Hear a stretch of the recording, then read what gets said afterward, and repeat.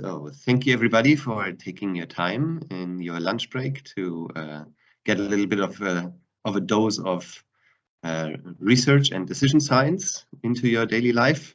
My name is Niklas Keller. I'm very happy to welcome you to our webinar on the futility of decision-making research. In the time-honored tradition of saying what you're going to say, then say it, and then say what you just said, I would like to give you the outline of today's webinar. So first, my esteemed colleague, Vera Saale, will first give a little bit of a breakdown of the last 50 years of decision-making research as outlined by two eminent decision scientists that have both been working for over 50 years in the field of decision research and had recently published a corresponding paper. Then we will talk about what they identify as currently successful approaches, or approaches that have tested their worth or shown their worth in actually improving applied problems, so decision making in the real world.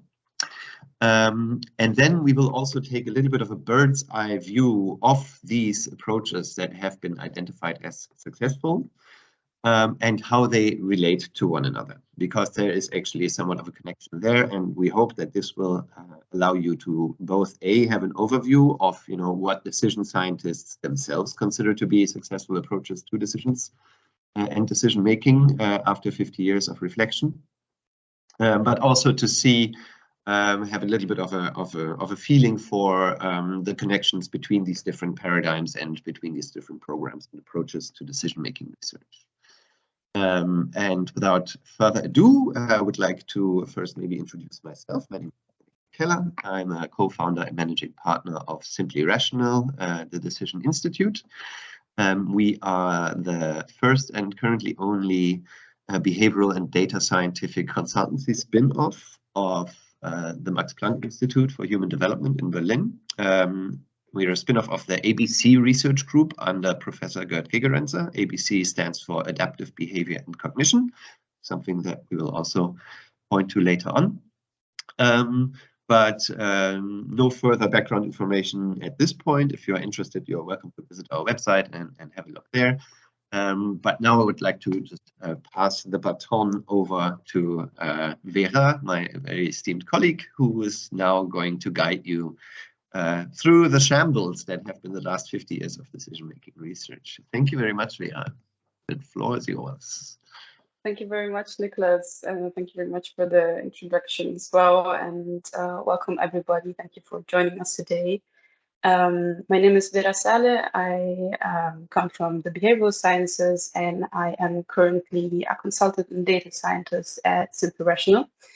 And as Niklas already mentioned, today we will talk about, let's say, a little bit of the pitfalls of our own research field, in order to give you a historical overview, first of all, but then also to suggest, as Nick already mentioned, some possible future directions and possible solutions.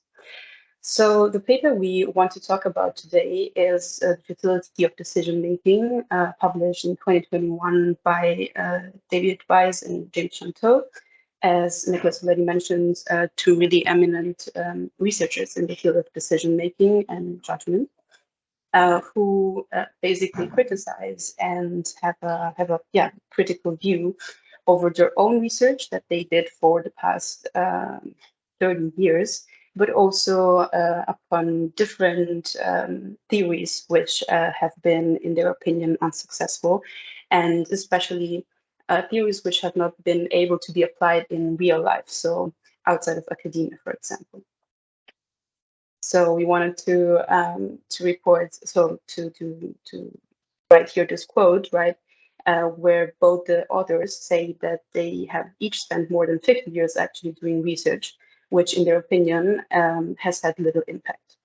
And specifically now, let's see what little impact actually means and what makes a theory unsuccessful, or rather what makes a theory successful. So what the authors especially say is that decision-making research has not been successful in real life. So in applying theories which have been developed through papers, through studies in laboratory settings, in real life and outside of academia, which is connected to the concept of a successful approach, which means basically an approach that is used by people who are not linear descendants of the ones who developed this. So, for example, students or scholars, which is actually a pretty common factor or a pretty common phenomenon in psychological research for the ones of you who come from this field. The authors even report that they believe that a judgment and decision-making researcher wouldn't know how to respond to a friend's request for help in making a difficult life decision. And more specifically, this request couldn't be solved by any of the theories or any of the work that has been done in the last 50 years. So since we're talking about theories, right, we thought that it would be interesting to report a partial list of failed theories, which the authors of this paper actually list in the paper. And you know, probably none of you would recognize all of these theories, but might be some amongst you who know some of the theories from their own work, from their own research. And I'd like to mention just briefly a couple of them. For example, functional measurement, which is a theory, a concept that the authors in the paper actually focus upon specifically.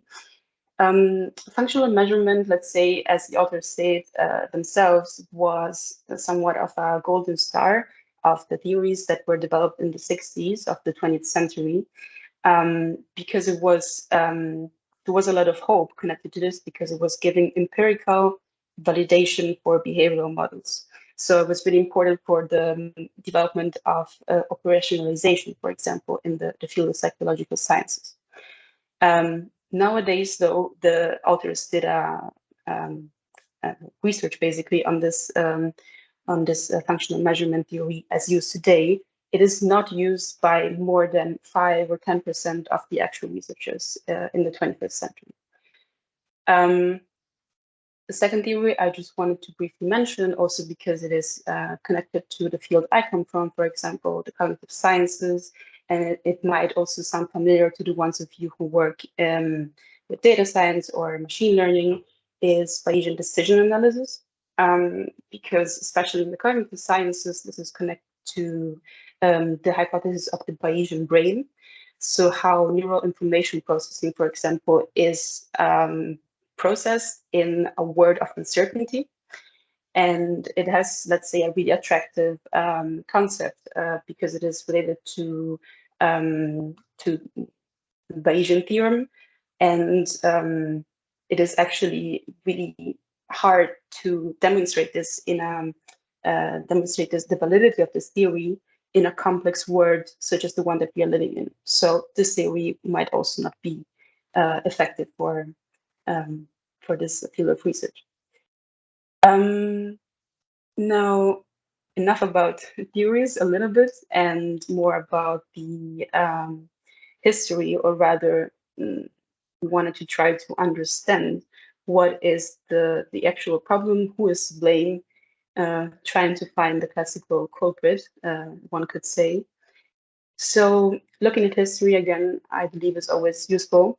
There was a paradigm shift in judgment and decision-making sciences and in the psychological sciences, also in the second part of the 20th century, where basically behaviorism shifted to what is called the cognitive revolution. So if before what was observed was the resultant, so the resulting external behavior, as in the like classical Skinner pigeons experiment, what happened in the 60s of the 20th century is that the focus shifted upon internal states. So trying to describe and observe what wasn't observable. Internal states, for example, models of the mind, right? I already mentioned it, were connected hugely and are connected hugely with modeling. So what happened is that the entire field of judgment and decision-making and psychology was focusing much more on testing and validating these models, which were models of unobservable phenomenon as the ones in the mind. And there was a huge, let's say, hype, but also in general, hyperfixation in the literature upon modeling. For example, this was done also in developing more and more experimental paradigms in the lab, which, as useful as they are for the ones who come from psychology of view, they also come with a great trade-off in terms of the abstraction that you have to do and the simplification of real-world complex problems, right? So this line of research continues actually and still continuing until our days, and is basically one of the main culprits again, which brought to the shift in decision-making research, and then also contributing partially to the futility. I'd like to conclude this part though with a glimmer of hope. So because after I did, the dirty work for my colleague Nicholas by exploiting all the failures and the downfalls of this field of research, we also believe that this critical feedback is necessary also for improving the field and looking at the future with a more robust way of testing and developing new theories or validating theories in judgment and decision-making science. So Nicholas, thank you. And the mic is yours. Thank you very much, Vera, for doing the dirty work for me, for for slagging off the entirety of judgment and decision-making research of the last 70 years. I have now the pleasant activity ahead of me of only talking about the good things that have come of it, namely the 3 approaches that the authors mention that they consider to have had actually some positive impact. So Chanteau and Weiss, they mentioned these as successful approaches, and the definition of success is that it has seen applicability outside both academia, but also outside of the individual scholar and student circles. And what they mention is 3 approaches. One is signal detection theory. That's quite from the early, from the 50s basically onwards. Signal detection theory has made a name for itself. Then in the 60s and 70s, they mentioned the heuristics and biases approach of Amos Tversky and Daniel Kahneman. And now the youngest addition to the little crowd, because apparently 3 is a crowd, is the adaptive toolbox approach by Professor Gigerenzer. And given the fact that it also says heuristics and biases here, we're probably biased in the sense that, if we were not adherents, at least to some degree, of the adaptive toolbox approach by Professor Gigerenzer, where, who's obviously a co-founder of Simply Rational and also my PhD supervisor, then I'm a little bit biased towards the adaptive toolbox approach at this point. I must admit. But nevertheless, I didn't say it. Chanteau and Weiss said it. So let us just follow their logic on this one. And we will also talk a little bit about what the connection is between these 3 different paradigms. But let's first give a little bit of an introduction what these paradigms actually are. So we have signal detection theory here, and heuristics, biases, and then the adaptive toolbox. How do they relate to one another? Well, signal detection theory is basically an analytical framework. It came from, and I will actually explain this, and it's really is, I believe, the workhorse and the most powerful theoretical framework that has emerged from judgment and decision-making research ever, by far, I believe.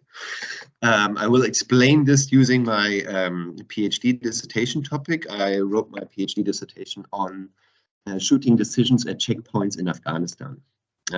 So I was looking for a theoretical framework which has a judgment and decision-making framework with a good applicability for complex real-world problems, but also a good basic theoretical foundation from which to build upon. And so I did my PhD thesis in the adaptive toolbox approach. on developing decision support for soldiers at checkpoints. And in the signal detection theory language, you would basically say, okay, there are certain pieces of information that allow you to differentiate whether an approaching vehicle is a suicide attacker or a civilian, right? And however good this information is, this allows you to separate these two populations, the suicide attacker and the civilian, by being able to diagnostically basically differentiate these two populations, right? But most of the time, you will not to 100% be able to differentiate or separate these two populations. So there is always going to be some overlap, some area of uncertainty where you're not sure whether the approaching vehicle is either a suicide attacker or a civilian. And what signal detection theory does, it's very, very neatly at a fundamental analytical level, differentiates this ability to diagnose or to separate these populations from your own decision criteria or your decision tendencies to act under uncertainty. So, for example, I can say, okay, if I'm not certain whether it's a suicide attacker or a civilian, then I'm always going to shoot, just in case. Or I can say, if I'm not certain whether it's a suicide attacker or a civilian, I'm not going to shoot, just in case, because I don't want to inadvertently injure any civilians, right? And this differentiation from your tendency to act on uncertainty from the diagnostic accuracy, basically, this is the power of the signal detection theory approach, right? And it's been widely used. So, for example, it's used in psychophysics, where you measure perception of people and how they when they actually then say, okay, I heard the noise or I didn't hear the noise, and this kind of stuff. But it's also used as an analytical framework to assess the performance today of machine learning and artificial intelligence algorithms, right?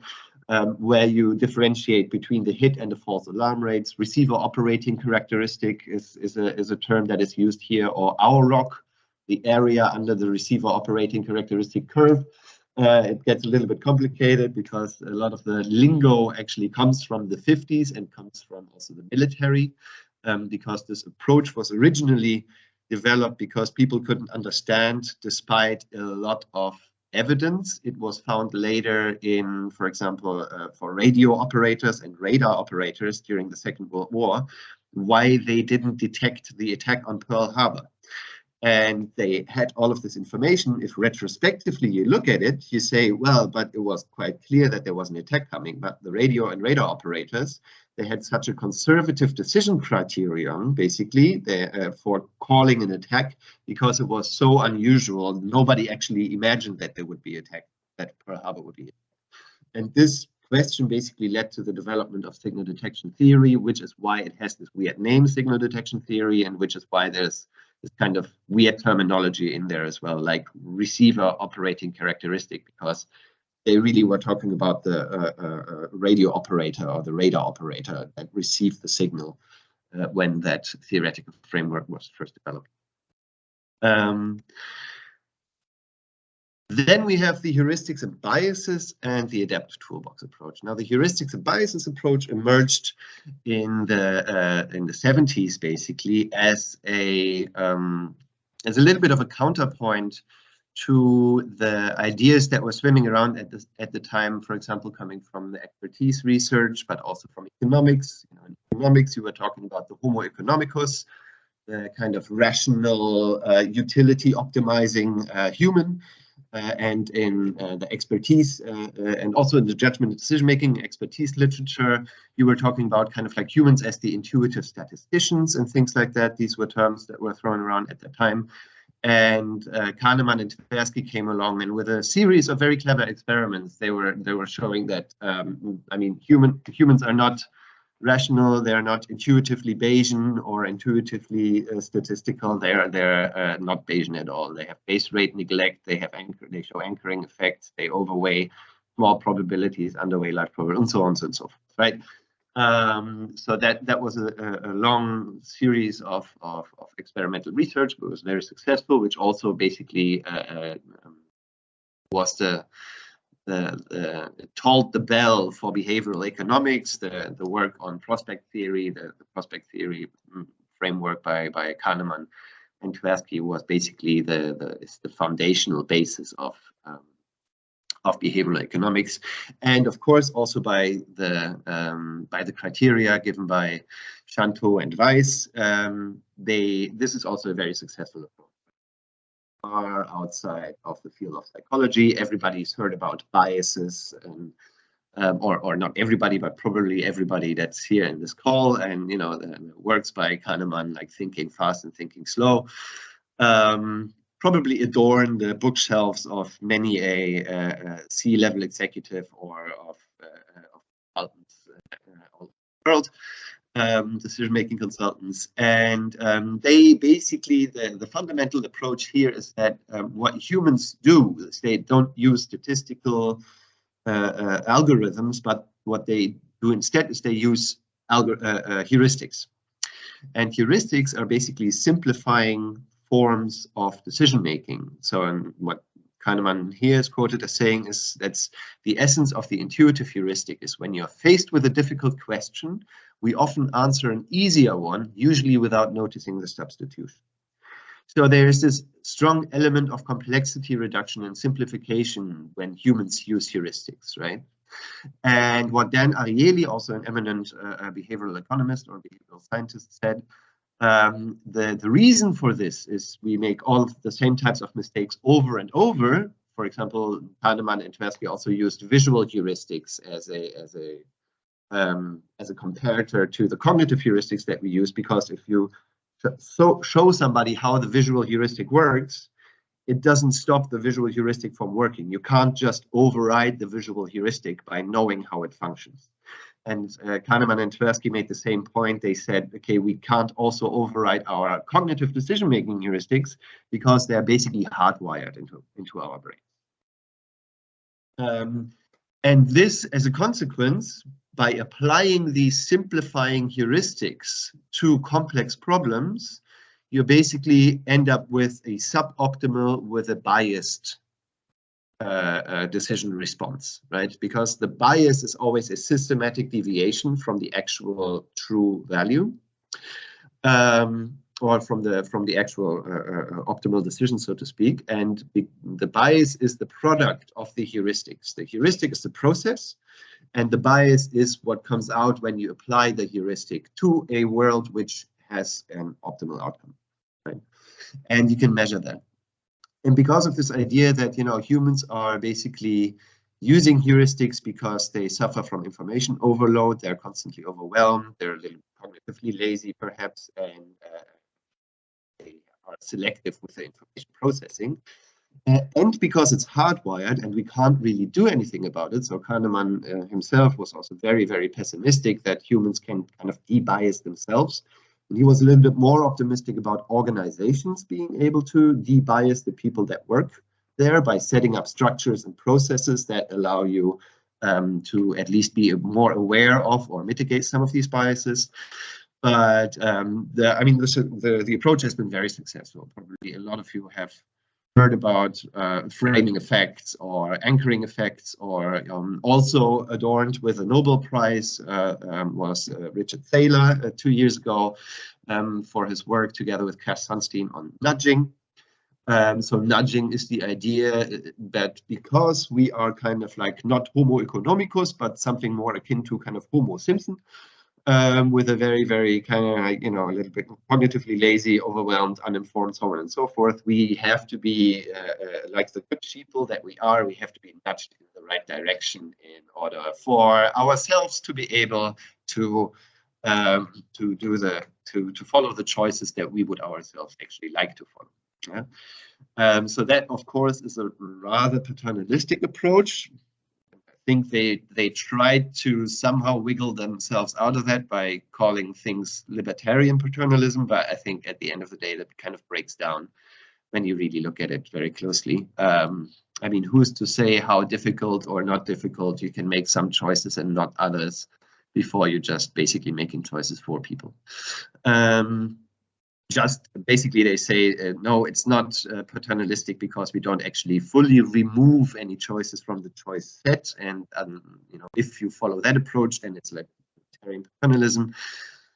But yeah, they have no qualms with making choices or different options and choices significantly more effortful than others. And there is a debate to be had, I believe, in how not paternalistic that is. The final approach that I would like to talk about is the adaptive toolbox approach. And the adaptive toolbox approach basically, in some sense, dispenses with the idea of universal rationality. It also prefers to use the term adaptive rationality or bounded rationality. So bounded rationality is a term that originated from Herbert Simon in the 60s.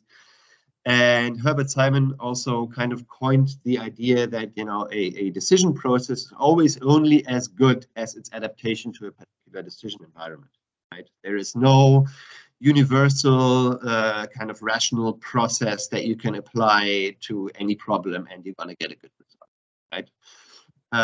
Which is different from when you look at textbooks, for example, in decision making from economics or even classical psychology, where you do have this kind of list all of the options, calculate all of the probabilities, calculate all of the possible consequences, and then, you know, integrate all of this information and select the option with the highest subjective utility, right? So that would be kind of like this is a in itself coherent, but with very, very little regard to correspondence in the real world, a kind of decision process, right? It's a rational decision process. It adheres to many of the axioms of rationality, things like, you know, if you prefer A to B and B to C, then you should also prefer A to C and all these kind of things. But this has been shown, A, to not hold in the world, and also B, to not be a very good guide to making good decisions in the world. And the adaptive toolbox dispenses with it by saying one of the primary criteria along which you should adapt your decision process is along the continuum of risk versus uncertainty. And this is quantifiable risk versus non-quantifiable uncertainty. And this basically goes back to a distinction by Frank Knight in the 1920s, who made this differentiation between Knightian risk, which is calculable risk. You know all of the alternatives, the consequences, and the probabilities, and you can actually calculate an optimal outcome. And Knightian uncertainty, where you do not know one of these aspects, and therefore calculation is removed from your ability to deal with this situation. For example, some of the approaches that work better if you can calculate things are, of course, maths and logic. Like if you're in a world of even certainty, then you can use logic. Mathematics as well, statistics, that's when you get into kind of like the probabilistic environments, as well as AI and machine learning. These are approaches that work particularly well when you have good data, you have a good data quality, you have a relatively stable environment. For example, like things like AI and machine learning has been shown to be very, very successful in games like chess and Go, or even StarCraft. I'm a bit of a StarCraft fan. Or things like studying exoplanets or looking at exoplanets for science of life, for example, because there's hundreds of thousands of potential exoplanets and they cannot all be filtered by an actual astronomer. So you have an AI that kind of pre-selects some of these planets because we have a stable world out there and we have relatively data to work on. The more you move in the direction of uncertainty, the more important it actually becomes that you make your decision processes more robust and more adapted to this uncertainty, for example, by improving learning. Also, we know that expert intuition, experts are very, very good at dealing with uncertainty and with uncertain environments. Also having, for example, in companies, you know, using agile work methods and agile processes to increase basically the rate at which you calibrate your product development and calibrate you increase the rate of information collection in order to be able to have a big kind of like a frame rate that's at least as fast or faster than the speed at which the environment changes, right? And then an approach that we use at Simply Rational, we call it psychological AI, which is basically what we did in our research at the ABC Research Group and now continue to do as well, is that we formalize cognitive decision processes or cognitive algorithms as computer programs. So we basically, these transparent decision support or decision tools or the cognitive decision models, we can train them on data and test them on data like any other machine learning model, like a random forest or whatever. You throw them into your machine learning pipeline, and they will learn from the data and make predictions just like all of the other models. These have also been shown to outperform, actually, even though they use less information and less complex information integration, they can outperform much more complex modern methods from machine learning and AI, even including, you know, otherwise very successful and very good algorithms like support vector machines. Random forests, for example, are very powerful algorithms. But it's been shown in many situations that if you formalize the decision processes of expert decision makers in a particular area, they are actually able to outperform even these very high-end machine learning and AI algorithms. So how do these various approaches relate to one another? So what is always, or what is usually said about the heuristics and biases and the fast and frugal heuristics or the adaptive toolbox approach by Gigerenzer is that they're kind of in opposition to each other, right? So the heuristics and Kahneman approach, they always say, the proponents say, heuristics are bad, you know, we're only using them because we have this effort accuracy trade-off. So you know, we cannot collect all of the information and we have limited information processing capacity. Therefore, we need to use heuristics in order to be able to function, right? Because otherwise we would have the problem of analysis to paralysis. And the adaptive toolbox approach is, no, heuristics are great. Look what we've seen. There are all these people that use heuristics and they actually outperform things that people in the heuristics and biases camp would definitely consider rational, like, you know, algorithms, like actual machine learning, Bayesian neural network, high-powered algorithms, right?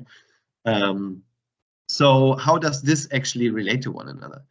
And this is because the relationship where they came to different conclusions is, we believe, strongly rooted in the fact that they basically studied the heuristics and biases approach, studied heuristics under conditions of risk in the lab. The researchers themselves always posed questions which they knew the optimal outcome, or where there was an optimal outcome that could be calculated in the first place. So all of this is under conditions of calculable risk. Now, under conditions of calculable risk, when you do have all of the options, all of the opportunities, all of the options, all of the consequences, all of the alternatives and the probabilities, when you apply a simplifying heuristic, of course, you're going to get a suboptimal outcome, right? And this is what basically Kahneman and Tversky found again and again and again when they looked at heuristics in the lab. Once you move outside of the lab, however, where you have often non-quantifiable types of uncertainty, right? And your ability to really define the problem in a very concise and specific manner becomes worse and worse. Then it's been shown that the simplifying process that these heuristics employ actually enables better decision making under conditions of uncertainty in the real world, where you have high variance, highly dynamic decision environments. Under these situations, it's actually important that you simplify your decision processes in order to basically inoculate it or make it robust against the fluctuations and the dynamic aspects of an uncertain environment, right? And this is why it's been found that the heuristics that people use actually outperform complex decision processes under uncertainty, but produce suboptimal performance when you can calculate ahead of time what the optimal solution is. Now, one of the things that is a little bit skewed with regards to the relationship of these approaches to one another is that, as I mentioned earlier, what the adaptive toolbox approach has done, it's kind of moved beyond these verbal labels that the heuristics and biases camp uses. So like anchoring and adjustment, or framing effects and all these kind of, you know, this is base rate neglect, hot hand fallacy, basically these labels for these effects that have been found, right? The adaptive toolbox approach did, as I mentioned, they formalized these decision processes as algorithms. And this actually allowed the adaptive toolbox approach to also be integrated with other areas of science. For example, signal detection theory, right?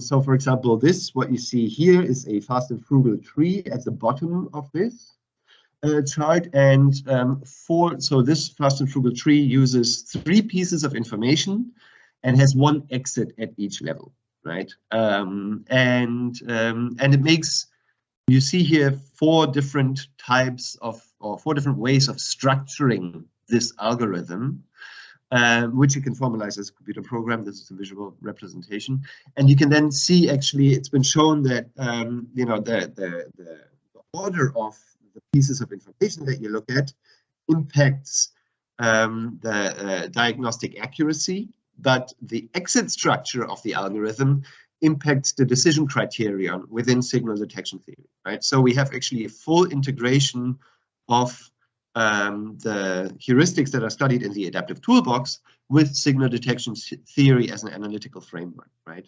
And this is something that you obviously cannot do with the heuristics and biases heuristics, because they have not been formalized as computer programs. And so this is another, I would say, a methodological drawback of the heuristics and biases, or methodological advantage of the heuristics for the adaptive toolbox approach, because I think one of the more important endeavors that we should pursue now, after 70 years of relatively unsuccessful decision research, is also theory integration. So see what works out there and how does it fit together, because of course it should fit together if it actually has traction in the real world and it serves well as a supporting tool for decision making for complex problems that we are faced with on a daily basis. Then we should also have a look at how we can actually integrate these different parameters, right? And formalization, I think, is an important methodological aspect of any science, but decision science also in particular. So yeah, so let's talk. We are happy for any comments that you might have. Do you agree